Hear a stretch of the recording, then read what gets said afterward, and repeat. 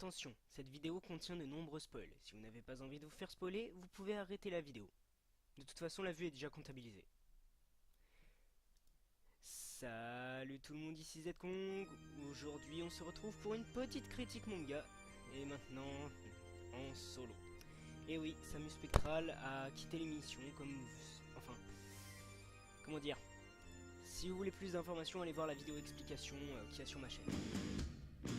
Donc, aujourd'hui, on va faire une petite vidéo sur Astaroth no Omocha. Alors veuillez m'excuser pour les images et tout ça, s'il y a des problèmes. Déjà que le son est pourri, si en plus les images s'y mettent, mais j'ai pas pu régler le problème. J'ai fait tout ce que je pouvais. Et malheureusement, ça a foiré. Donc résultat, il y aura quelques petites images qui seront décalées. Si vous voyez la souris, c'est que j'essaye de faire des trucs. Mais bon, celle-là, je peux rien faire. Donc, Astaroth no Omocha.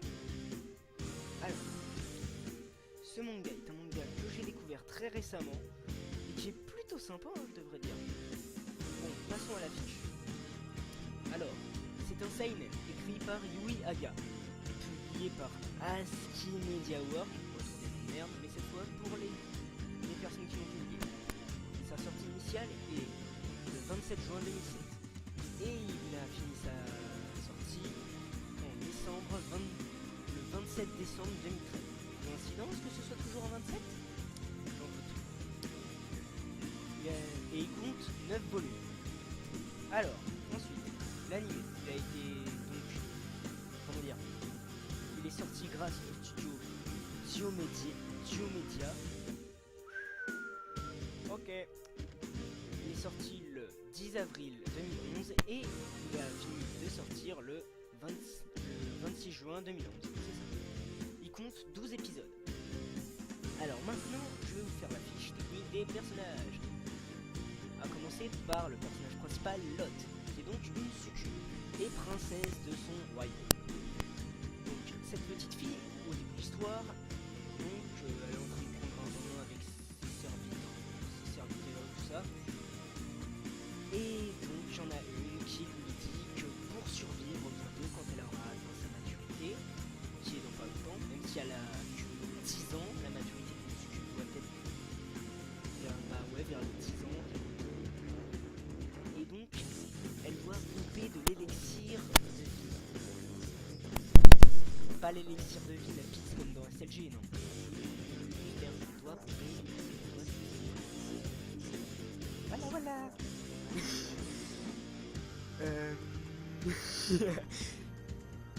Donc, alors cette fille, le problème c'est qu'elle a pas envie. Et donc, elle envoie une de ses servitrices pour aller chercher une créature qui n'existe pas dans leur monde, qui est extrêmement rare, qu'on ne découvre pas, comment dire, qui est une légende. Ce sont les êtres humains. Alors j'aime bien comment ils se représentent les êtres humains, long cou, poilus, les yeux vitreux, des griffes. On est des girafes ou des chameaux quoi. Sauf pour les griffes. Voilà quoi. Non mais je dis ça, je dis rien mais quand même. Bon, par malchance pour cette dernière, sa servitrice trouve un humain. Et le lui ramène. Alors je sais comment ça sera obligé, mais ne vous inquiétez pas, on ne verra pas de petite fille. Voilà. Il y aura des allusions à certains moments du manga, mais on ne la verra pas. Donc aussi cette fille c'est une tsundere. En clair, elle ne dira jamais ce qu'elle ressent. Elle pourra penser quelque chose, ressentir, mais elle ne le dira jamais vraiment. Exemple, si elle aime quelqu'un, elle ne dira jamais qu'elle l'aime, mais plutôt les genres, c'est pas comme si je t'appréciais beaucoup et des trucs dans le genre. Autre chose, la doubleuse qui fait Lot est aussi la doubleuse de Louise et de Taiga, de Zero no Tsukaima et de Toradora.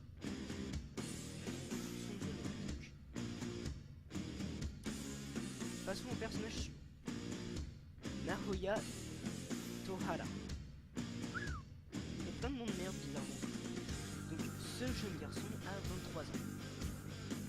Je sais, il en a pas l'air. Il a 23 ans et c'est l'humain qui est choisi pour Lot.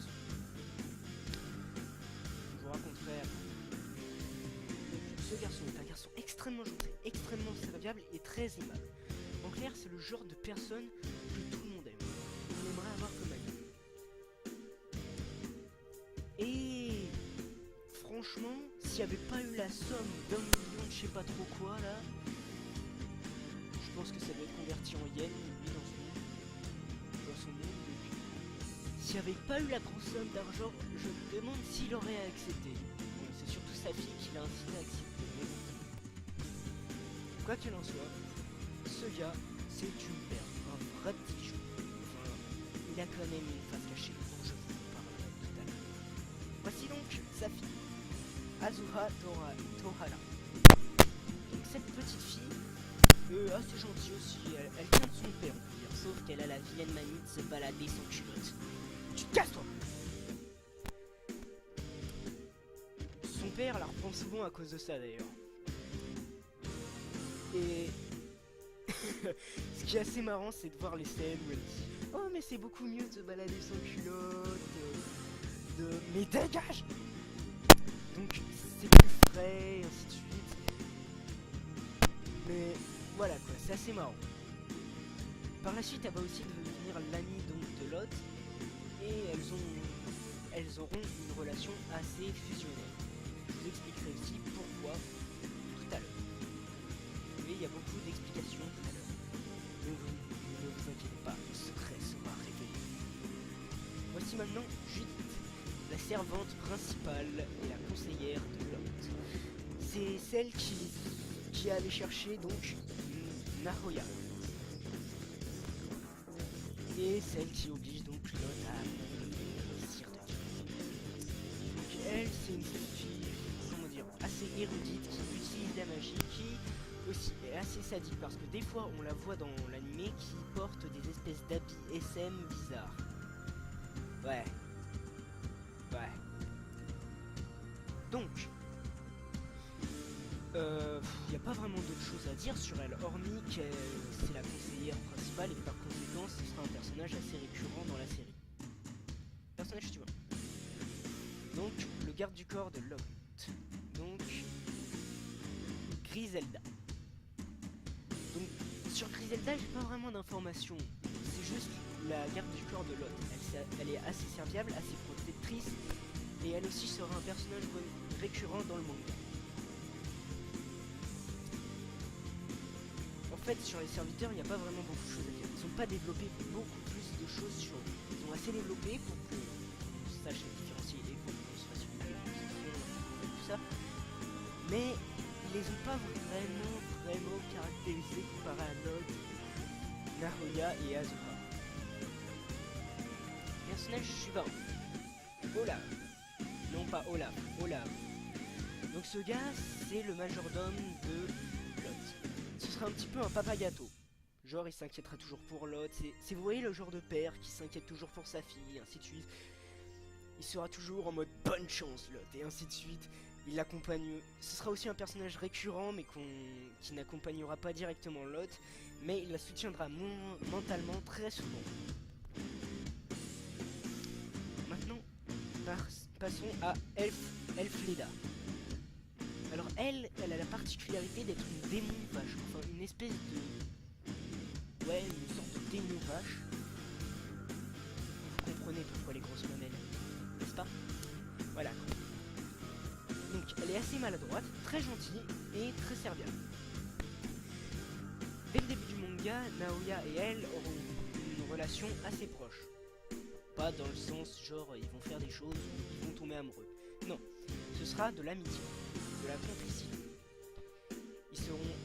Ils seront devenus amis très vite parce qu'elle se sera rendu compte que c'est un garçon gay. Et franchement, moi c'est l'un de mes personnages préférés. Même s'il est pas très bien développé, c'est pas à cause de la poitrine non plus, c'est surtout parce que elle est très gentille et très serviable. C'est un des personnages les plus attachants de l'histoire sans pour autant qu'il soit hyper développé. Maintenant, passons à la mère de Lot.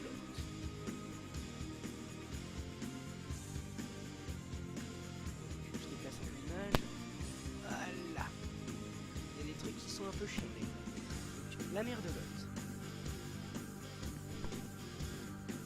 Donc, bah, elle est gentille, mais elle est un petit peu trop occupée par son travail. Par conséquent, elle ne peut pas voir Lot tout le temps. C'est pour ça que Lot a déménagé chez elle. Parce qu'en plus, un soir, elle devait dormir avec elle. Et comment dire que elle est tombée le mauvais soir. Parce qu'un de ses prétendants, ou plutôt un des gars de son harem, oui, parce que la reine a le droit d'avoir un harem. Donc un des gars de son harem a dit « Ah non, désolé petite, aujourd'hui c'est moi qui suis avec ta mère. » Entre parenthèses, ça va chauffer. Sa mère s'est laissée aller, elle a vu ça, elle a eu peur. Et c'est pour ça qu'elle aime pas trop les hommes. Voyez, parce qu'elle a vu sa mère s'amuser à ses instincts bestiaux, et ainsi de suite. Et donc elle a déménagé. Donc voilà, sa mère est vachement occupée par son boulot, elle ne peut pas voir l'autre. Malgré le fait qu'elle l'aime beaucoup et qu'elle aimerait beaucoup aussi s'en occuper.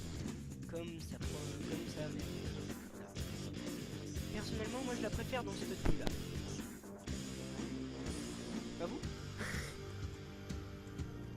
Mais maintenant, passons au secret. Ce secret qui est incroyable, que vous n'allez pas croire. Un truc tellement compliqué qui va vous bousiller le cerveau. Un truc à vous faire un paradoxe temporel, spatio machin truc. Je crois que j'ai inversé les mots. Pas grave. Donc, Mercelida, le nom de la mère de Lot, est en fait la mère d'Asua. Explication. Mercelida est allée dans le monde donc de Naoya étant plus jeune par un accident. Donc Naoya l'a rencontrée, il s'en est occupé d'elle, elle était blessée au départ et elle était triste. Triste parce que dans son royaume ça se partait en couille. Ses sœurs veulent s'entretuer pour le truc de la royauté. Finalement c'est elle qui a réussi sans tuer la pauvre sœur parce que l'autre elle est encore une conne. Et donc elle en avait marre de son monde. Elle est arrivée dans son ici par accident. Et elle a rencontré donc... Oh putain. Wouh! Ça doit être le fait de l'avoir fait tirer et bailler comme ça qui me fait cet effet là. Donc elle a rencontré Naoya. Elle s'est occupée d'elle et ainsi de suite. Et finalement ça a fini à... Ça. Sachez que Naoya là a 13 ans et qu'elle elle doit avoir environ 17 ans. Je dis ça, je dis rien. Ah! Bon, encore à modifier l'image. Donc, buf, là, buf, et voilà. Ça suffira. Alors, Naoya et Mercelida sont donc la mère de Lot. Tandis que Mercelida a eu Lot avec un de ses prétendants de son harem, qui est ensuite devenu le roi. On ne sait pas qui c'est exactement, on n'a pas vraiment vu l'image. Âge où on n'a pas vraiment vu le père de Lot. Ce qui veut dire que, par alliance, Naoya est le père de Lot. Vous la voyez venir, la couille? Bien, vous la voyez venir? Moi je sens que vous la voyez venir. Qu'est-ce que Naoya doit faire avec Lot, déjà? Ah oui, Lot doit le sucer. Pédombir, tu te calmes! Mais quand même, c'est choquant, non? Lot doit sucer son propre père par alliance. Désolé Lot, tu vas devoir pomper ton papa. Voilà. Voilà. Bon, maintenant passons à la conclusion. Après tant de conneries, ainsi de suite. Non, le fait que Lot et tout ça, c'était voilà quoi, c'est pas des conneries. Mais quand même, après tant d'émotions, passons à un moment plus calme. Alors, donc, qu'est-ce que j'ai pensé de Astaroth no Omocha? Alors, pour ma part, c'est un manga assez sympathique. Dessin plutôt mignon, comment dire, les détails étaient pas souvent là, mais c'en était assez pour que le manga ait une bonne qualité d'image.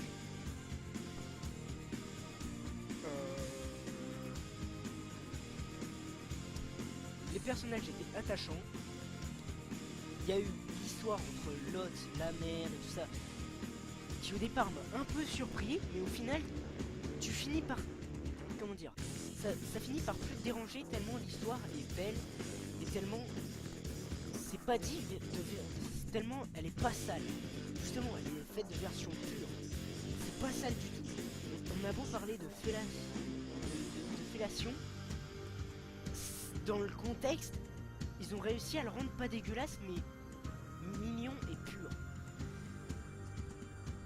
Ce qui est vraiment incroyable à faire. Donc c'est pour ça que moi, ce manga, bah, je l'aime bien. Franchement, je l'aime bien.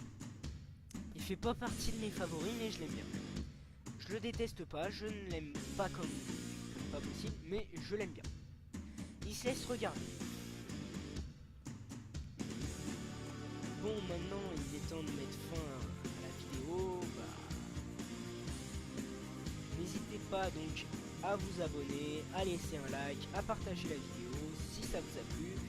Je tiens à m'excuser pour la qualité des vidéos qui commencent à baisser, mais en même temps c'était Sam qui faisait le montage et tout ça, et il avait un ordi depuis un bon bout de temps. Moi ça fait à peine un an que j'ai un ordi, que je l'utilise. J'ai eu un moment je l'ai pété, j'ai dû le réparer, ainsi de suite.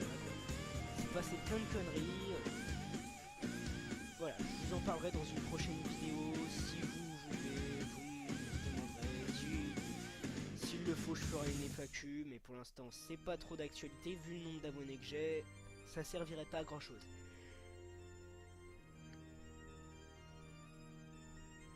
Quoi qu'il en soit, je vous souhaite à tous une bonne journée, soirée, selon le moment où vous regardez la vidéo. N'oubliez pas donc abonner, like, partager, laisser un commentaire. Tiens, j'ai oublié de le mettre dans pas grave. Et bye bye tout le monde.